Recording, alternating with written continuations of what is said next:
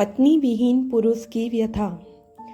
पत्नी के देवलोक गमन करने के बाद एक दिन पत्नी के गहने बेचकर एक भारी मजबूत अभेद तिजोरी खरीद लाया और अपने कमरे की दीवार में फिक्स करवा दी।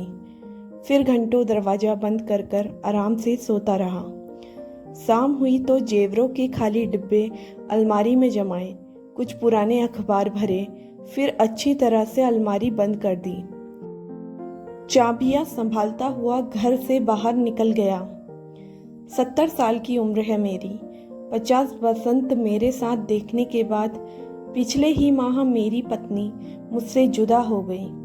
उसकी 13वीं तक तो कुछ पता नहीं चला, चूंकि घर भरा भरा था, नाते रिश्तेदारों का आना जाना लगा हुआ था।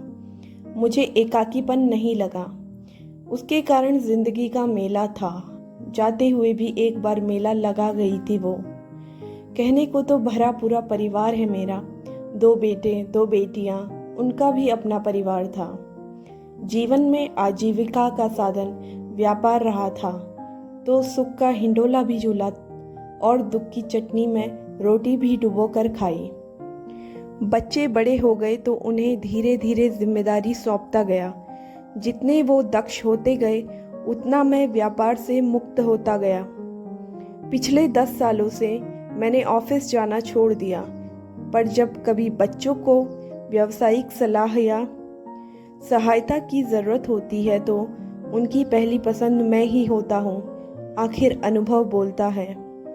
दोनों दामाद भी वेल सेटल्ड हैं, किसी को किसी चीज़ की कमी नहीं है। पत्नी के गुजरने के कुछ दिन बाद ही मुझे अनुभव होने लगा कि मेरी तरफ किसी की तवज्जो ही नहीं है।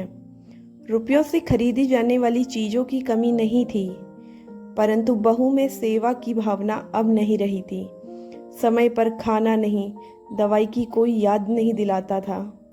जो काम पत्नी सहज भाव से करती थी और मैं उसका उपकार तक नहीं मानता था, उसका समर्पण मुझे याद आने लगा था। विधवा स्त्री को इन बातों का एहसास नहीं होता। बहुएं खुद किचन में और सास को बच्चों में ही उलझाए रहती हैं और जीवन कट जाता है। अब बेटे कमरे में आते भी हैं तो ड्यूटी समझकर। आखिर वे भी थके हारे होते हैं, उनकी अपनी मजबूरियां होती हैं। आज महीना भर हो गया है पत्नी से जुदाई का। ऐसी जुदाई कि वो वापस नहीं आ सकती। उससे मिलने की एक ही सूरत है कि मुझे खुद ही उसके पास जाना होगा। अभी और जीने की अभिलाषा तो नहीं, पर आत्महत्या ये भी तो उचित नहीं। घर से निकलकर मैं दरिया के पास पहुंचा। जेब से तिजोरी की चाबियां निकाली। अंतिम बार नई तिजोरी की नई चमचमाती चाबियों को गौर से देखा और मैंने अपने सुखद भविष्य के लिए उन चाबियों को दरिया में उछाल दिया। मन उदास था। काश मौत पत्नी को नहीं मुझे ले जाती पहले। अफसोस ऐसा हो ना सका। बेवजह दीवानों की तरह इधर उधर भटकता रहा।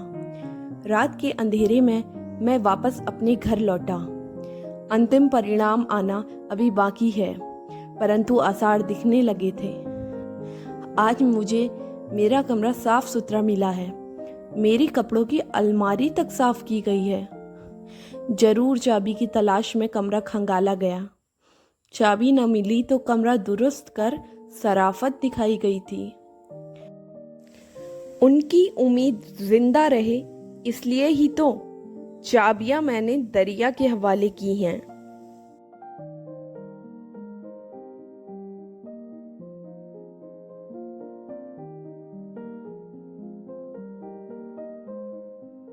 Thanks for watching.